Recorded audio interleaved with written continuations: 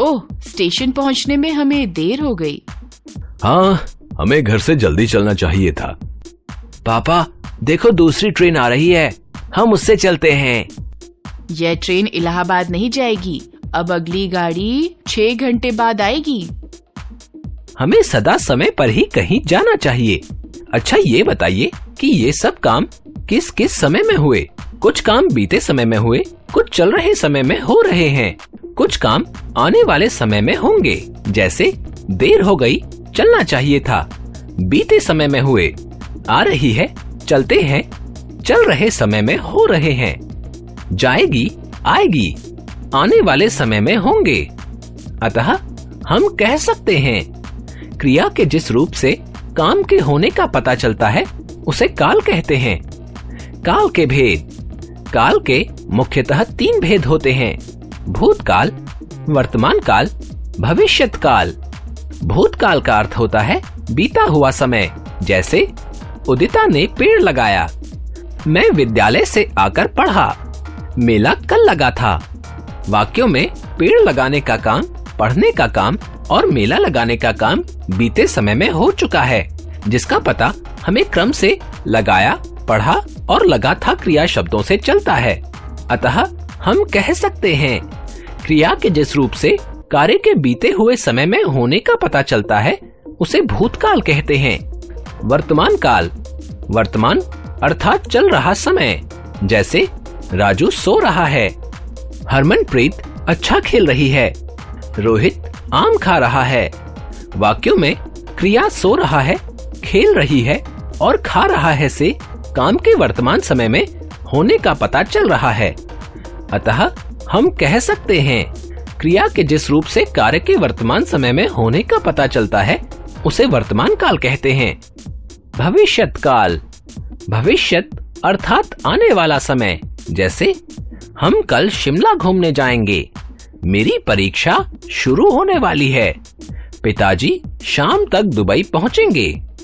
वाक्यों में जाएंगे, होने वाली है, पहुंचेंगे क्रियाओं से कार्यों के आगे आने वाले समय में होने का पता चल रहा है। अतः हम कह सकते हैं क्रिया के जिस रूप से कार्य के आने वाले समय में होने का पता चलता है उसे भविष्यत काल कहते हैं। वाक्यों में काल की सामान्य पहचान। वाक्यों में काल की पहचान क्रिया के रूप को देखकर होती है। सामान्यतः तीनों कालों की पहचान इस प्रकार से की जा सकती है। भूतकाल की पहचान। जिन क्रियाओं के अंत में था, थी, थे, रहा, रही, रहे, की, किया, किए आदि लगे होते हैं वहां भूतकाल की क्रिया होती है।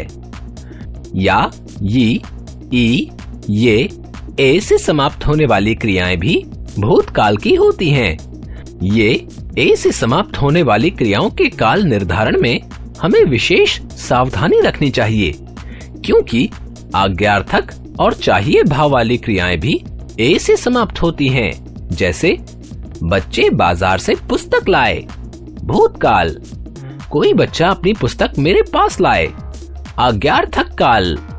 वर्तमान काल की पहचान। सामान्य रूप में जिन क्रियाओं के अंत में हैं या है लगे होते हैं वहां वर्तमान काल होता है। क्रियाओं के अंत में है और हैं के साथ रहा, रही, रहे जुड़ा होने पर भी वर्तमान काल ही होता है। वर्तमान काल के नकारात्मक वाक्यों में क्रियाओं के अंत में केवल रहा, रही, रहे भी लगा होता है। इसलिए भूतकाल की क्रिया से इसका अंतर भली प्रकार से पता होना चाहिए। जैसे सीता क्यों नहीं पढ़ रही, वर्तमान काल। सीता खेलती रही, भूतकाल। भविष्यत काल की पहचान। जिन क्रियाओं के अंत में गा, गी, गे होता है वहां भविष्यत काल होता है। वाक्यों में कालवाची शब्दों का प्रयोग होने पर है और हैं से समाप्त होने वाले वाक्यों में भी भविष्यत काल होता है। वर्तमान काल की है और हैं वाली क्रियाओं से इसका अंतर भली प्रकार से समझना चाहिए। जैसे कल मोदी जी आने वाले हैं, भविष्यत काल। उसे कल स्कूल जाना है, भविष्यत काल। मोदी जी शहर में हैं, वर्तमान काल। वह स्कूल जाता है। वर्तमान काल। ध्यान दीजिए, जो क्रिया या घटनाएं प्रतिदिन होती हैं, वे वर्तमान काल के अंतर्गत आती हैं। जैसे पक्षी चहचहाते हैं, गाय दूध देती है, सूर्य पश्चिम दिशा में अस्त होता है। आज्ञार्थक क्रियाएं वर्तमान काल के अंतर्गत आती हैं। याद रखें, क्रिया के जिस रूप से काम के होने के समय का पता चलता है उसे काल कहते हैं।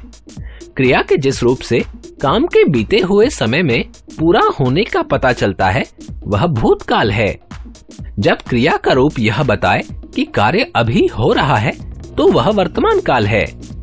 क्रिया के जिस रूप से काम के आने वाले समय में होने का पता चलता है वह भविष्यत काल है।